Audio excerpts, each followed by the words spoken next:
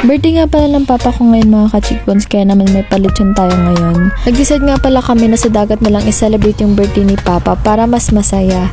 Ewan ko ba ganun talaga dito sa probinsya, pag may mga special occasion, maliligo talaga na yung dagat.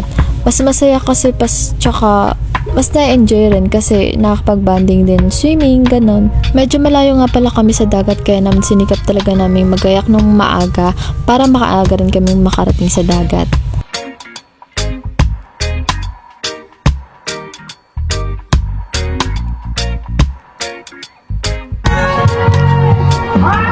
Pagkarating na namin ay agad na namin na-ready yung mga pagkain para kain muna bago mag-swimming.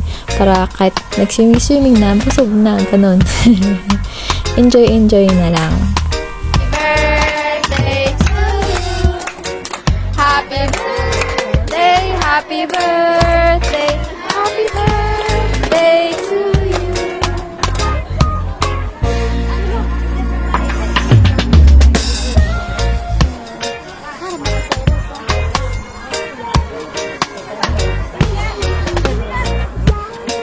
Yay! Sige na, ampo na ta, mag-ampo na. 50th birthday nga pala ngayon ni Papa kaya naman may palitsyon tayo ngayon. Actually, simpleng salo-salo lang naman talaga to. Yun talaga ang gusto ni Papa. Pag birthday niya kasi talaga ayaw na ng maraming gastos kasi gusto niya simple lang, ganun. Ang importante naman talaga ay kasama yung pamilya at iilan niya mga kaibigan para magsalo-salo. Ang importante ay healthy at malakas at masaya ang bawat isa.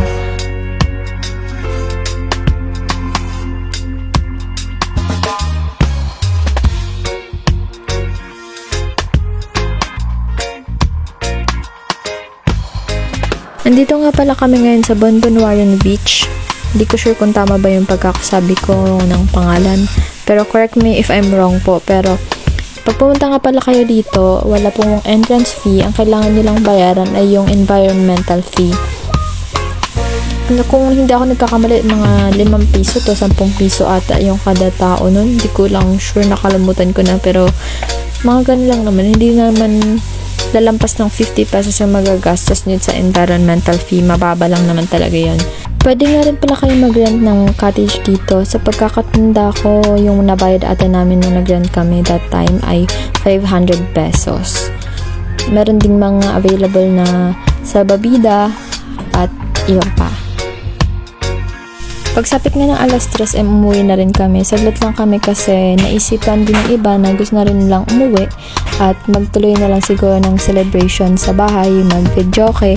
At yung iba naman ay kailangan magpastol ng mga alaga nilang hayop. Dito kasi sa probinsya guys, pag hapon na, kailangan nang ipastol yung mga hayop nila.